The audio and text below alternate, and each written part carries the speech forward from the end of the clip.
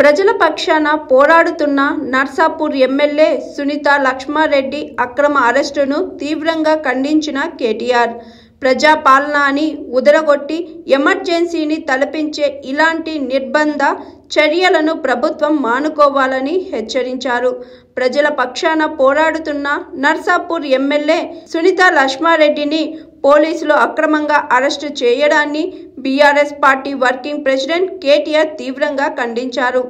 Nallavalli ప్యారానగర్లో dumping యార్డుకు వ్యతిరేకంగా నిరసన వ్యక్తం చేస్తున్న ప్రజలను కలిసేందుకు వెళితే అక్రమంగా అరెస్టు చేయడం దారుణమని మండిపడ్డారు. ప్రజాస్వామ్యంలో ఒక ఎమ్మెల్యేకు నిరసన తెలిపే హక్కు కూడా లేదా? ఇదేనా ఇందిరమ్మ రాజ్యం అని ధ్వజమెత్తారు.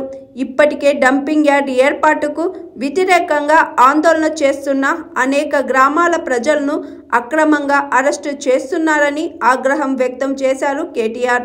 ముఖ్యమంత్రి సొంత నియోజకవర్గం కొడంగల్లోని లగచల్ల తరహాలోనే అర్ధరాత్రి వేళ పోలీసులు ప్రజల ఇళ్లకు వెళ్లి భయాందోళనకు సృష్టిస్తున్నారని కేటీఆర్ ధ్వజమెత్తారు.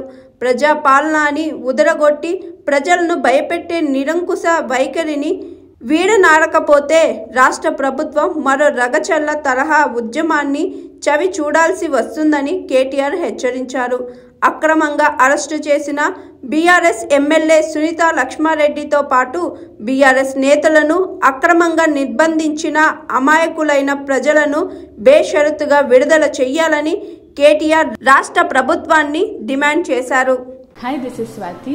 లైక్ చేయండి, షేర్ చేయండి, కమెంట్ చేయండి అండ్ సబ్స్క్రైబ్ చేయండి GR TV. Hi, this is Monica. Please like, share and subscribe GR TV.